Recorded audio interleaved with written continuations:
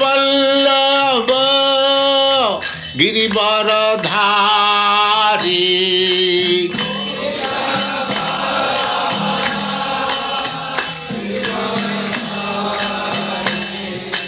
गोपीजन Vallabh Girivardhari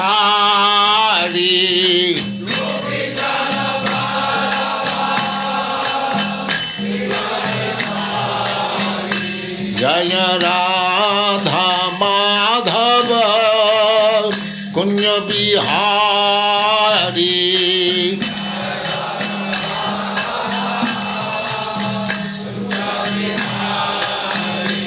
Jai Radha Madhav Kunj Bihari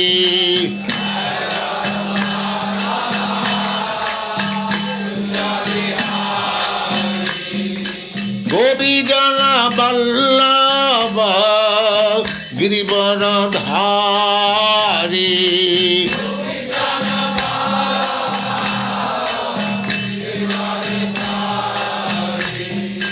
गोपीजन Vallabh Girivardhari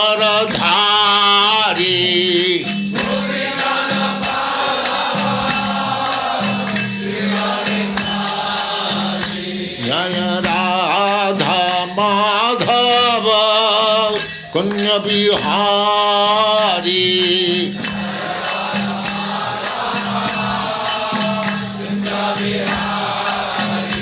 Jai Radha Madhav Kunj Bihari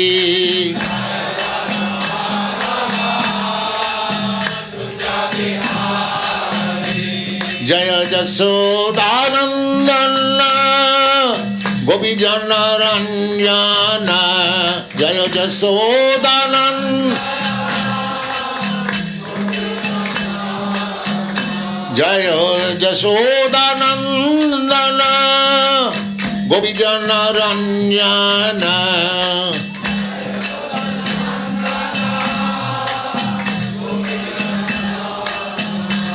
Jai Jasodanandan गोपीजन Ranjan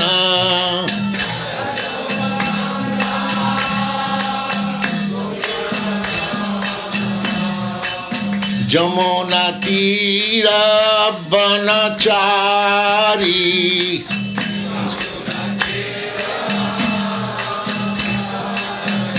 Jai Jasodanandan गोपीजन Ranjan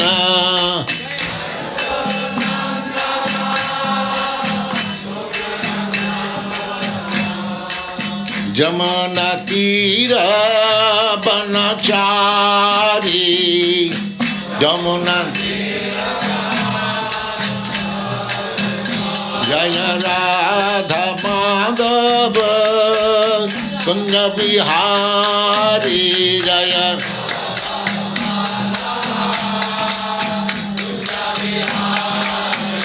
Jai Radha Madhav Kunj Bihari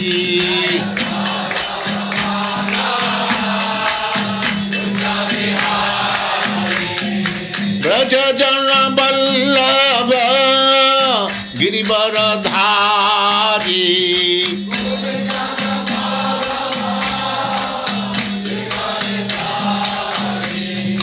Braj Jan Vallabh Girivardhari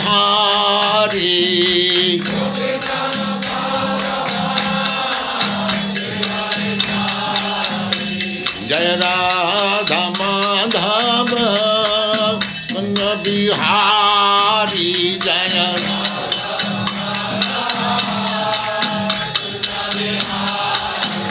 Jai Radha Madhav Kunj Bihari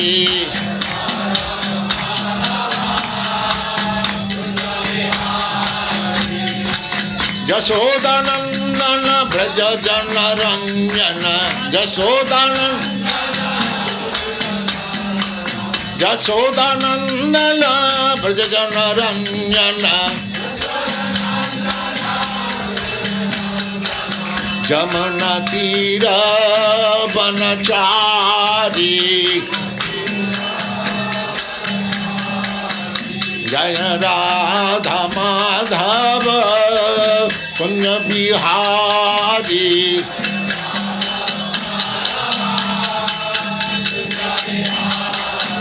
Jaya Radha Madhava Kunya Bihari Jaya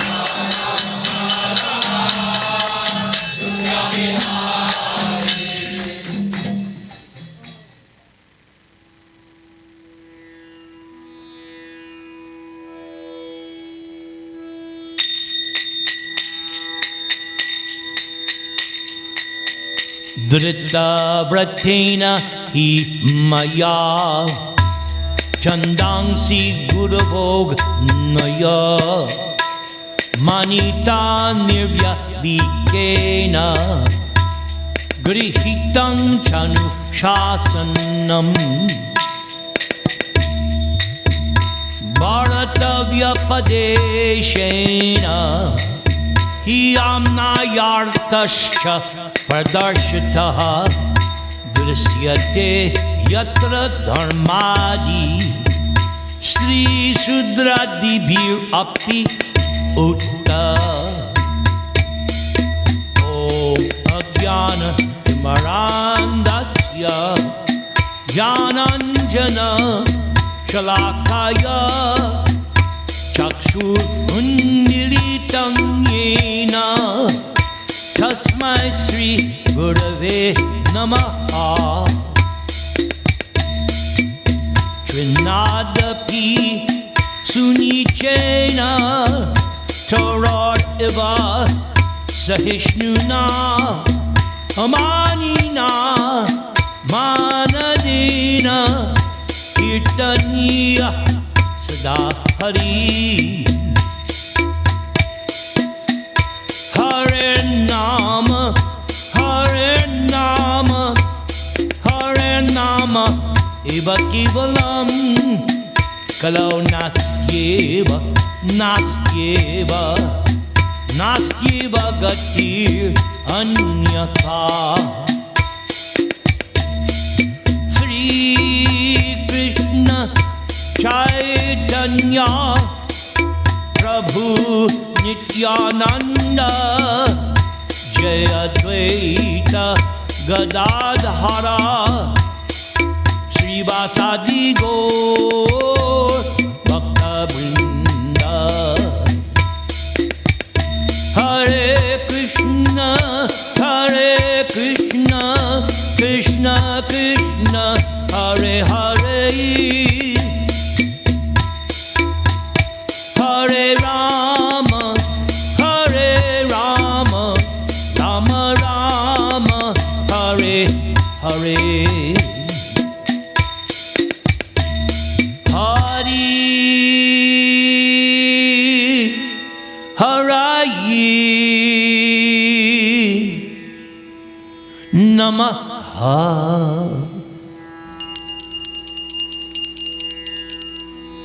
Srila Vyasadeva once thought to himself, under strict disciplinary vows, I have unpretentiously worshipped the Vedas, the spiritual master, and the altar of sacrifice.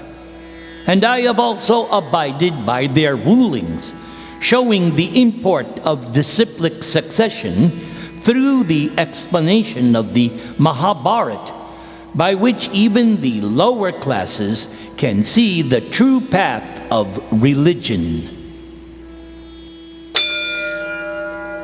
Om Namo Bhagavate Vasudevaya. Maha-Bharata Part 1, Chapter 12. Dhritarashtra gives away half of the kingdom to the Pandavas. As the kings left the Swayamvara for their respective countries, they marveled at what they had just witnessed, for the illustrious Pandavas were still alive. It was Arjuna who had shot down the target, and won the Princess Draupadi. And it was Bhima who had faced the kings with complete fearlessness and thrown down the mighty Shalya. The kings censured Bhishma and Dhritarashtra for having allowed the Pandavas to be persecuted and deprived of their rightful kingdom. Indeed, Duryodhana was depressed at this turn of events. As he made his way back to Hastinapur, Duryodhana pondered the situation. How had his cousins escaped the fire at Varanavata? Now they were more powerful than ever. Allied with Drupada and now Krishna, they were a force to be reckoned with, and their own prowess was obviously exceptional. Why, just two brothers had successfully taken Draupadi from the midst of hundreds of kings.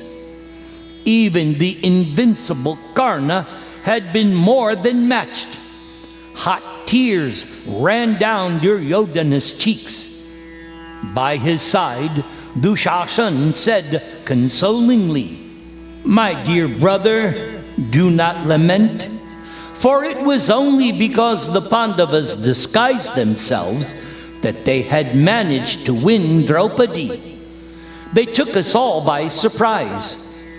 Clearly, destiny is supreme, and human effort is useless. Despite our exertions, the Pandavas are alive and flourishing." Duryodhana frowned and then said, "This is all the fault of that useless Parochan. He let us down very badly. At least he perished in the fire." The Kauravas entered their capital sorrowful and ashamed. They were also anxious. Drupada was a powerful enemy. As Duryodhana entered his palace, he was met by Vidura. Hearing the news from Panchala, Vidura's face lit up with delight. Despite Duryodhana's machinations, the Pandavas were thriving.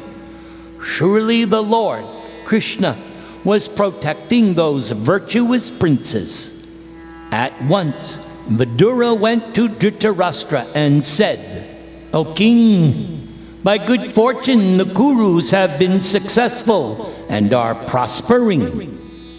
The blind king replied joyfully, "Oh, what luck, what luck!"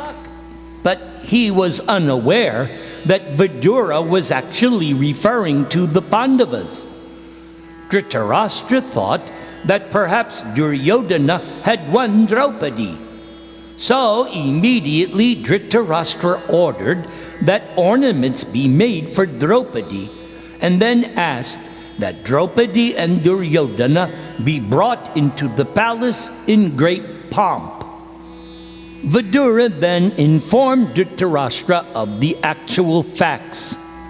"Oh, my dear brother, Draupadi has chosen the Pandavas as her lords, and now those 5 heroes are strongly allied with King Drupada as well as his many relatives and friends." Dhritarashtra sat forward in surprise. "Oh, this is wonderful news. Those boys are dearer to me than they were to my brother Pandu. My affection for them is now even greater than it ever was, as their success and good fortune is also mine." Vidura then smiled and said, "O king, may your present feelings remain for 100 summers." Vidura then left to bring the good news to Bhishma. Dhritarashtra was then left alone with Duryodhana and Karna. Both had remained silent as Vidura was speaking, but as soon as Vidura left, they jumped to their feet, loudly criticizing him. Clasping his sword in its ornate scabbard by his side, Duryodhana shouted, "O best of men, how are you even considering your good fortune to be our enemy's success? That is foolish. We need to weaken the Pandavas and deprive them of their fortune, not rejoice in it. Otherwise, they will surely swallow us all, along with our kinsmen, armies, friends, and wealth." Karna growled in agreement, and both he and Duryodhana stood in front of the king, waiting for his reply. Dhritarashtra remained silent for some time. Finally, wringing his hands, he spoke. "Yes, I desire exactly as you desire. However, I did not want to reveal my true feelings to my brother Vidura. He should never be able to know what I am thinking by my demeanor. Therefore, I praised the Pandavas in his presence." Dhritarashtra asked Duryodhana how he and Karna planned to handle this situation. The prince replied that they should employ every diplomatic and devious means to bring about the downfall of the Pandavas. Duryodhana suggested that spies be employed to create disunity between the five brothers, or that Drupada and his ministers be swayed from supporting the Pandavas, tempting them with wealth. Perhaps Draupadi could be turned against the Pandavas if beautiful women were used to seduce the five brothers. Or maybe Bhima could be secretly killed, for he was the mainstay of the Pandavas' power, and without Bhima, they could easily be overpowered. Duryodhana then concluded, "O my dear father, use whatever means you deem best, but somehow we must bring the Pandavas under our control without delay. Their strength increases with every passing day." The Kaurava prince then turned to Karna, asking him for his opinion. Karna raised a clenched fist. His voice boomed out in reply, "O Duryodhana, in my view your suggestions are not well considered. I do not think that any intrigue will succeed against the Pandavas. You have already tried, and you have already failed in this way on various occasions. Surely you will fail again." Karna pointed out that the Pandavas had formerly been living near them in Hastinapur. They had been mere children, without allies or friends, and still Duryodhana's scheming had not been successful. Now the five brothers were grown up, securing powerful allies, and most importantly, were on their guard against the Kauravas. Surely they would detect and thwart any plan Duryodhana would set into motion. Nor would the Kauravas be able to break Draupadi's affection for her five husbands. She chose them when they appeared as poor brahmanas. How would she reject them now that they were prosperous? Nor would the virtuous Drupada abandon them just for the sake of wealth, even if the Kauravas would offer him their entire kingdom. Karna's eyes flashed as he spoke. His natural golden armor gleamed in the shafts of sunlight which shone through the palace windows. He turned to the king and continued to speak. "O sire, here is what I think we should do. Before the five brothers are fully established, let us strike them down on the battlefield. We must challenge them, before Drupada has time to assemble his allies to fight alongside them, and before Krishna and Balaram can bring the mighty Yadava hosts from Mathura. Karna then went on to praise strength and prowess as the cardinal virtues of Kshatriyas.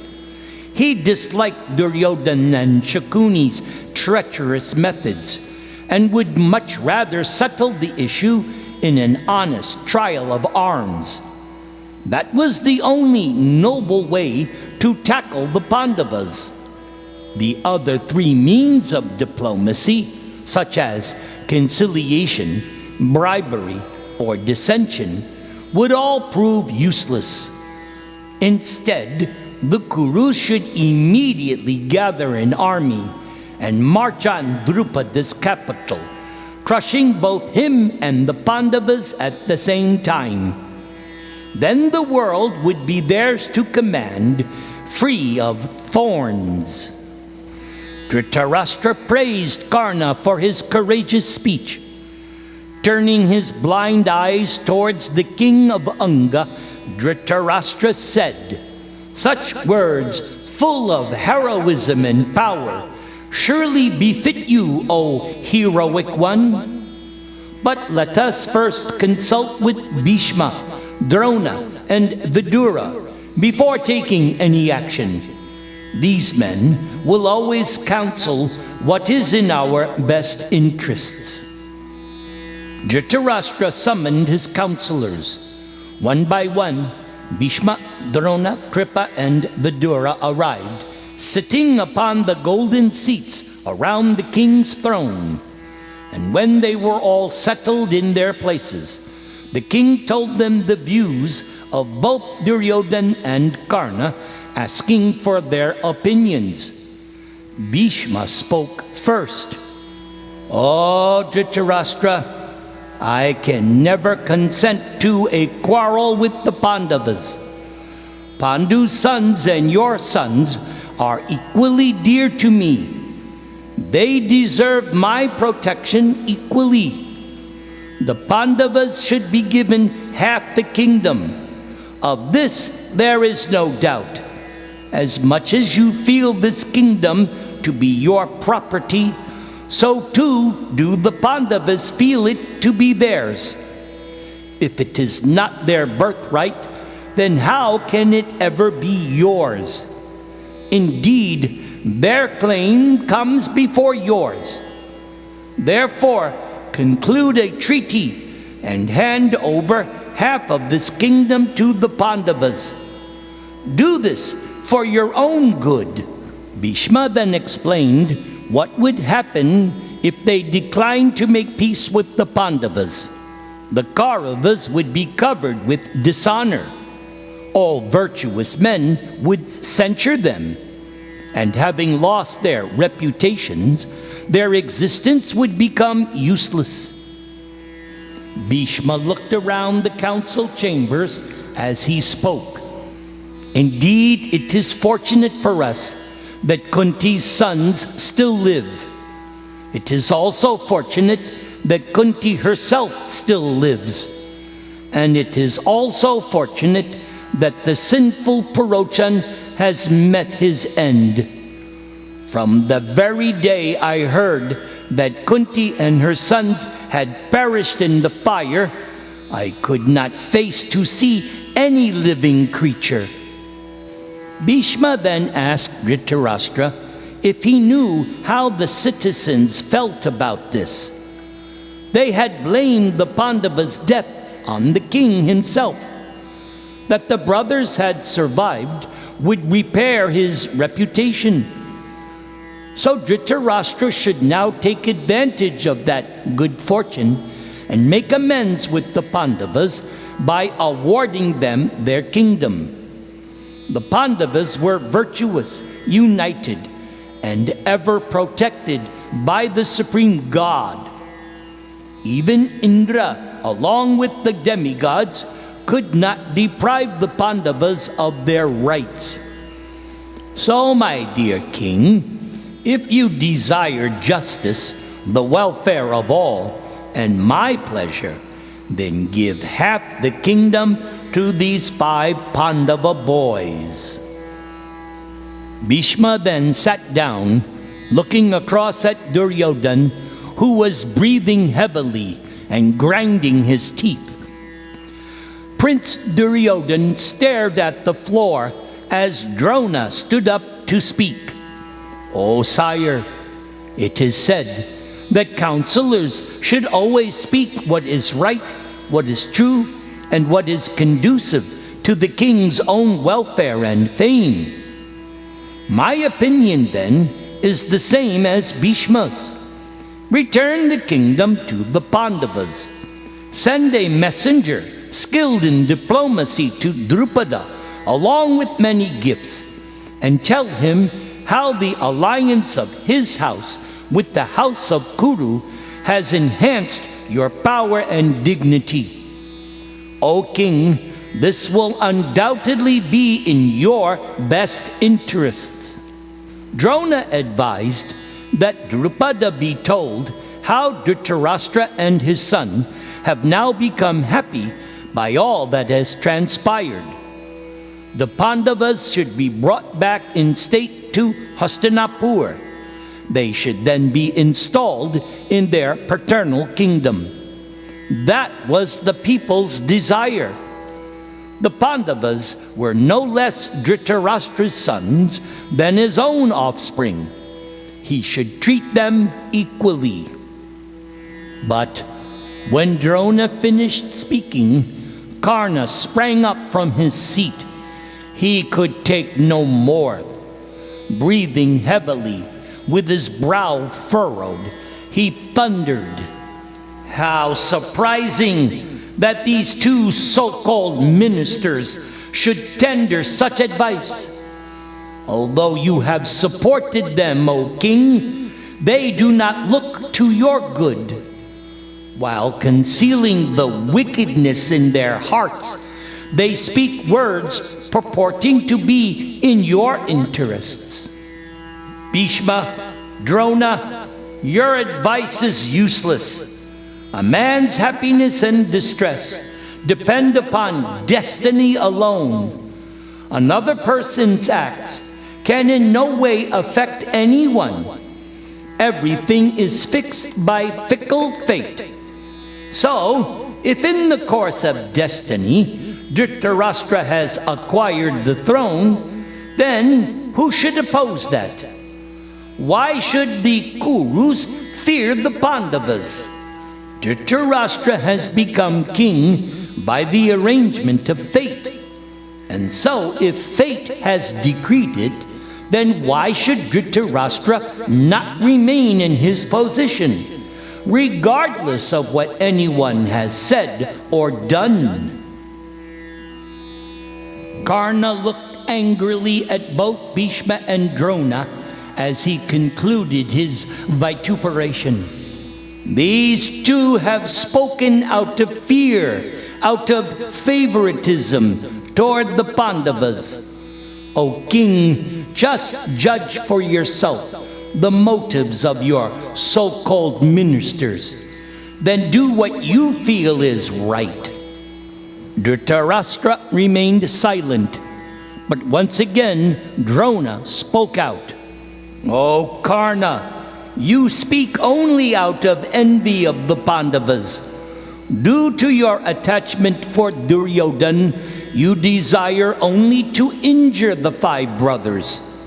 But you should know that what I have said is certainly for the benefit of this entire house. And if we are to act otherwise, then, in my opinion, the Kurus will all be exterminated." Vidura had been observing the situation closely. Now it was his turn to speak. He could see by his brother Dhritarashtra's demeanor and silence that he was uncertain. So the intelligent Vidura stood and addressed his brother. "O sire, after careful consideration, I cannot think of anyone who are better friends to you than Bhishma and Drona. They have spoken what is for your certain well-being, but you do not accept their advice. This foolish Karna may disagree with them, but the words of Bhishma and Drona are only meant for your welfare. It has never been seen that Bhishma and Drona have ever given you bad advice at any time. They are experienced, wise, and learned in the scriptures. Neither of them are in any way less than Lord Ram, the great son of Dasharatha. They regard your sons and the Pandavas with equal vision.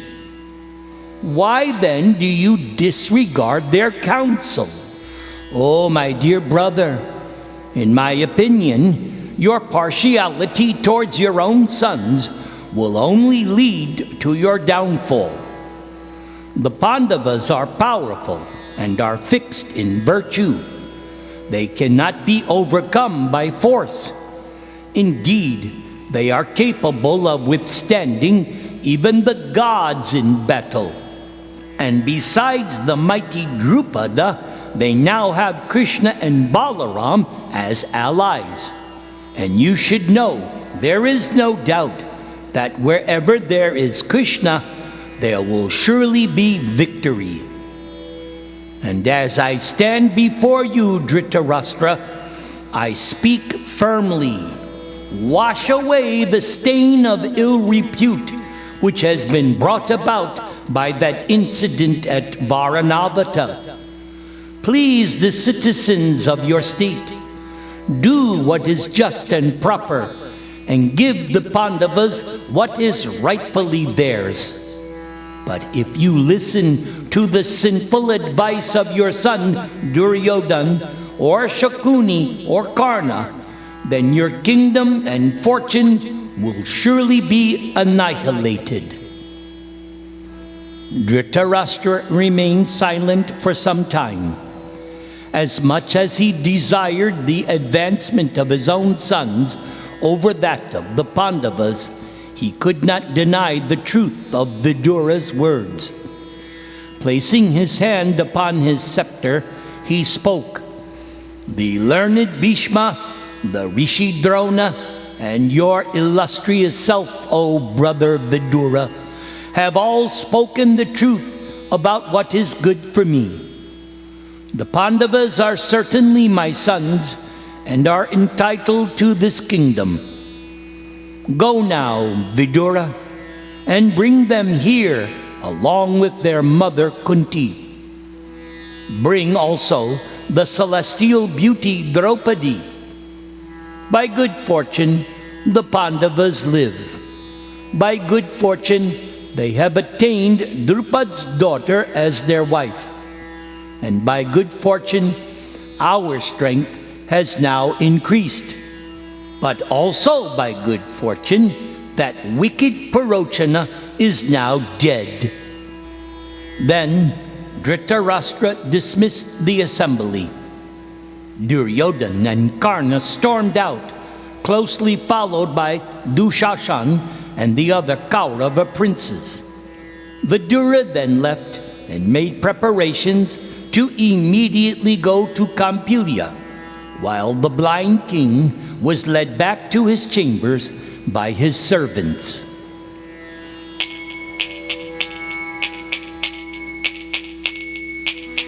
Rama Raghava, Rama Raghava, Rama Raghava, Rakshaman.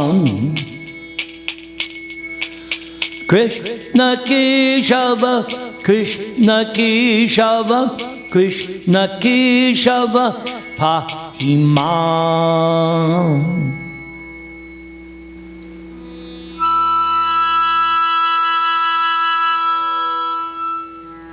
Part 2. Early the next morning, Vidura departed for the Panchala kingdom. He took with him numerous jewels and various kinds of wealth for Drupada, the Pandavas, and Draupadi. A large contingent from Dhritarashtra's army accompanied Vidura as he made his way along the smooth forest roads. Vidura had heard that Krishna had also gone to Kampilia to visit the Pandavas, and so Vidura felt excited at the prospect of seeing that all-powerful personality, as well as his beloved nephews, the Pandavas. When Vidura arrived at Kampilia, Drupada received him with honor, and the Pandavas were overjoyed to see him. They greeted Vidura with tears in their eyes, touching his feet. The old minister Vidura embraced each of the brothers warmly. Then Krishna came forward and bowed before Vidura, who in return embraced Krishna, feeling a surge of ecstatic love. Vidura gazed at Krishna for some moments, and Krishna smiled affectionately at Vidura. Then Vidura offered Draupadi brilliant golden ornaments studded with diamonds and rubies, and then Vidura offered Drupada a heap of shining gems. When they were all seated in Drupada's council chamber, Vidura spoke, "O king, along with your sons and ministers, please hear this message I bring from Dhritarashtra. He and his 100 sons and ministers have repeatedly asked after your welfare. Your beloved friend Drona has mentally embraced you and sent his warmest greetings. All of the Kuru elders are overjoyed at our new alliance. Why, they feel as if they have acquired a new kingdom. So, knowing all of this, O sire, please permit the Pandavas to return to Hastinapur, for the Kurus long to see them once again. And also the people of Hastinapur are also anxious to see the Pandavas return, and they want to see their new bride, Draupadi." Vidura was hoping that the Pandavas themselves were also desirous to once again see their own home. Would Drupada allow them to enter their own city in state? "O wise Vidura, surely it is proper for these boys to return to their ancestral kingdom, but it is not proper for me to tell them to leave. Let them decide for themselves, and let us also consult Krishna, for he is always interested in what is best for the Pandavas."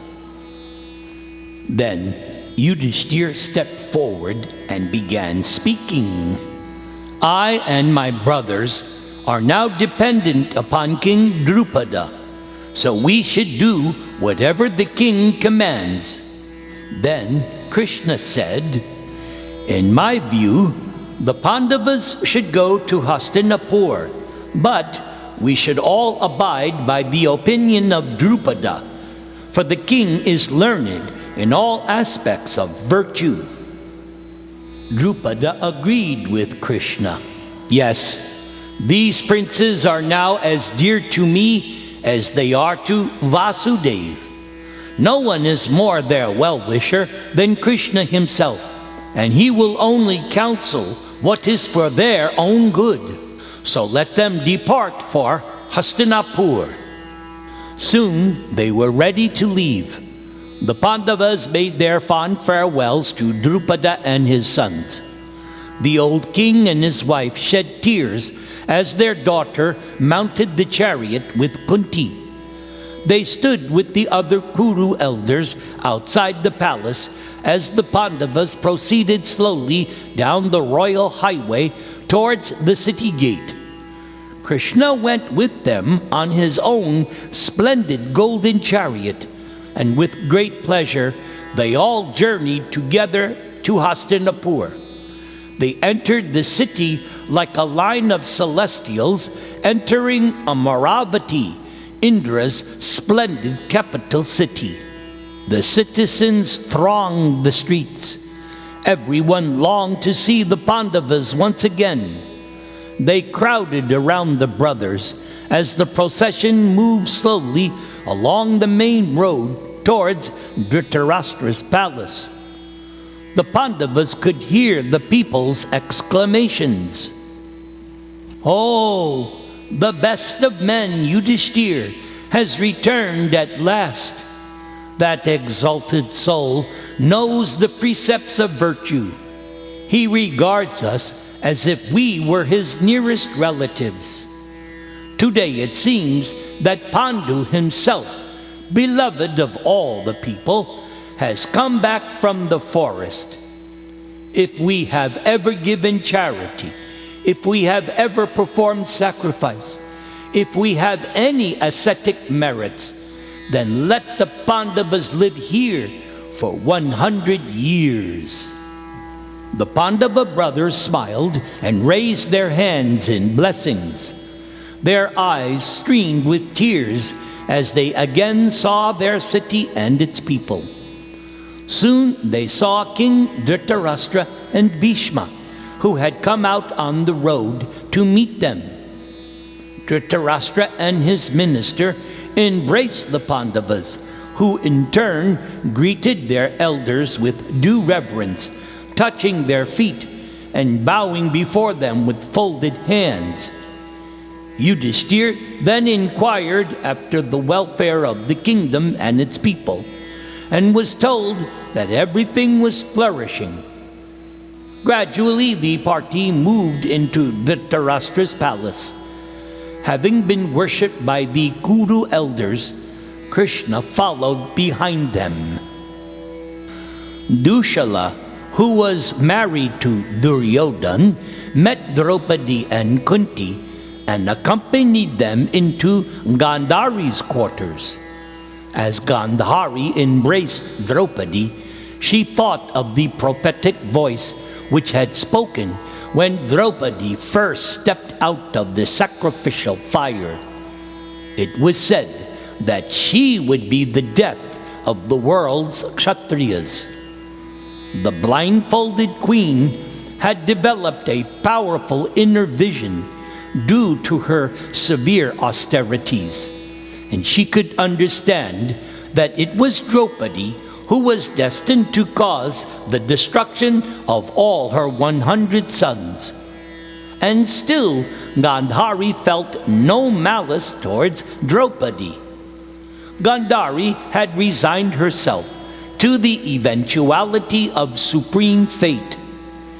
Duryodhan was wicked and selfish, and his brothers blindly followed him. So surely they would reap their rightful reward. After all, Providence was all-powerful and controlled everything. Men were simply the instruments of Providence, driven by their desires and hate. Gandhari then blessed Draupadi and then warmly greeted her old friend Kunti. Meanwhile, in his council chamber, Dhritarashtra spoke before the Pandavas in a trembling voice. "Oh, it is with joy that I sit here today with Pandu's sons. The gods have surely been merciful to the Kurus in that these 5 heroic brothers still live, so that no further disputes may arise between us. I want to give you Pandavas half of my kingdom. Now, Yudhishthir, my child, go to Khandava-prastha, for this shall be your half of the kingdom. Now, live there peacefully." Bhishma and Vidura looked at one another but said nothing.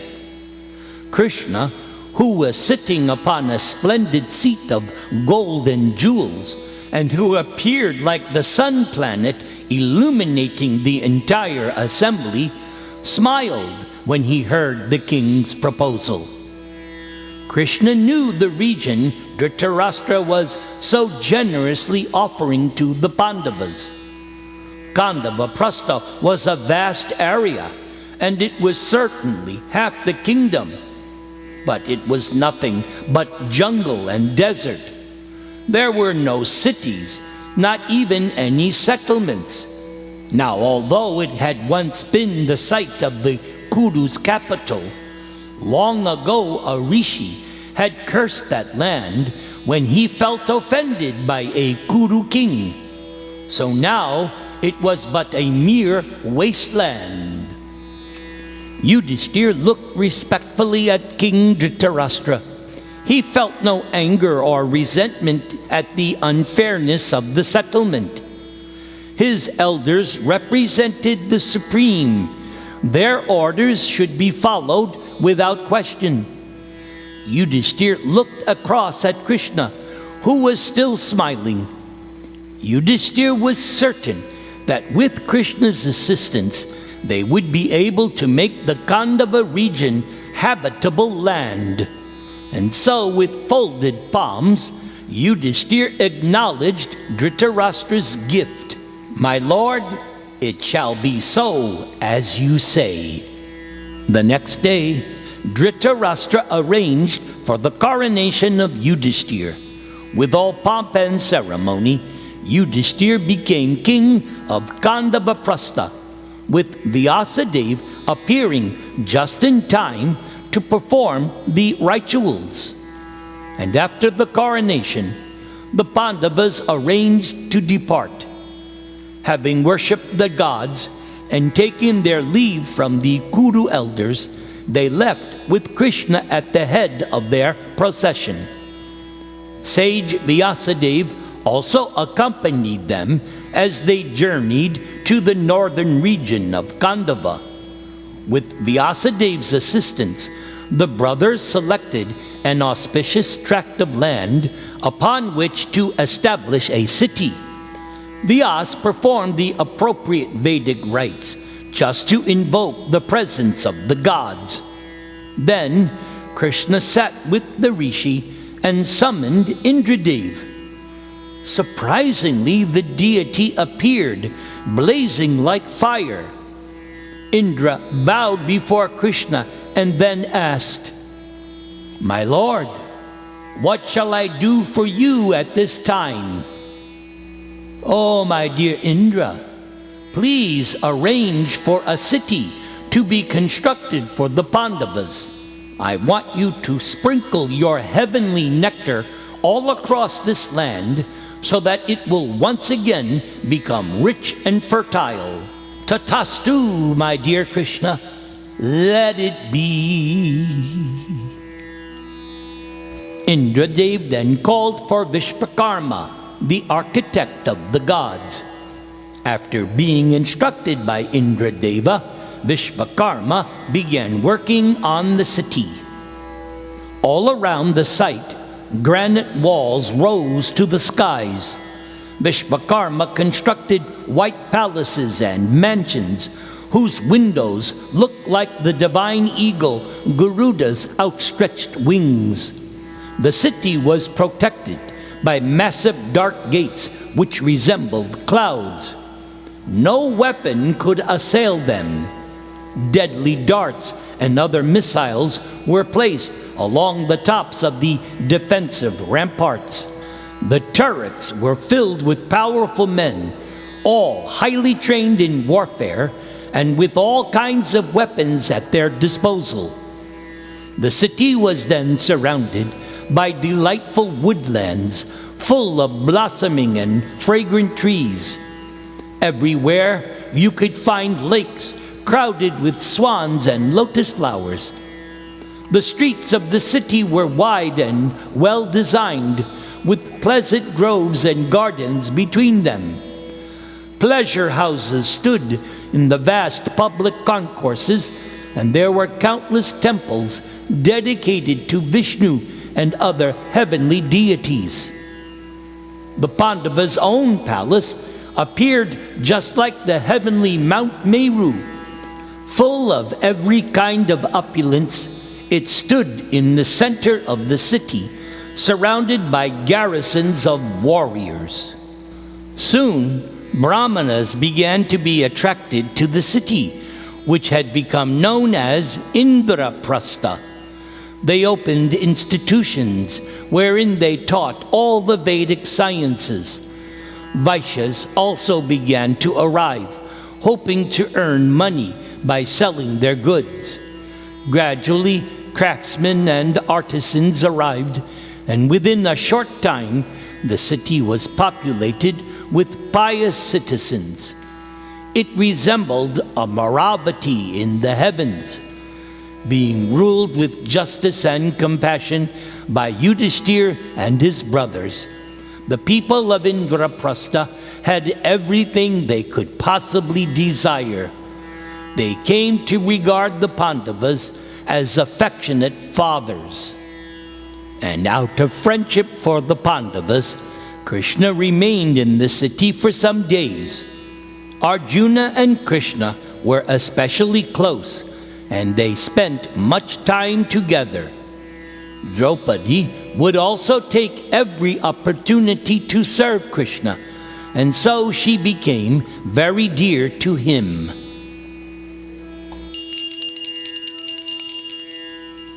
Part 3. A few days after Krishna's departure, the celestial seer Narada came to Dhritarashtra. Seeing the well-known rishi dressed in a black deerskin and with his golden hair knotted upon his head, Yudhishthira got down from his throne, offering him obeisances. Yudhishthira then presented Narada with a fine golden seat encrusted with jewels, and personally offered him the sacred Arghya worship. King Yudhishthira washed the rishi's feet and welcomed him with gentle words. Upon Yudhishthira's command, Draupadi came before Narada and stood with folded palms. Narada offered the beautiful queen his blessings and then dismissed her. When Draupadi had returned to her quarters, Narada spoke. "This illustrious princess is the wedded wife of all of you brothers. So you must establish a rule so that no dissension may arise between you over her. Listen now as I tell you the ancient history of two celebrated demons named Sunda and Upasunda. These two asuras belong to the powerful race of Danavas, the celestial demons. They were both sons of Nikumba, a deadly enemy of the gods. The brothers were like one person divided into two. They lived together, ate together, and moved about together. They always entertained the same purpose and were always equal to one another in both happiness and distress. By virtue of their long practice of rigid austerities, both Sunda and Upasunda became extremely powerful.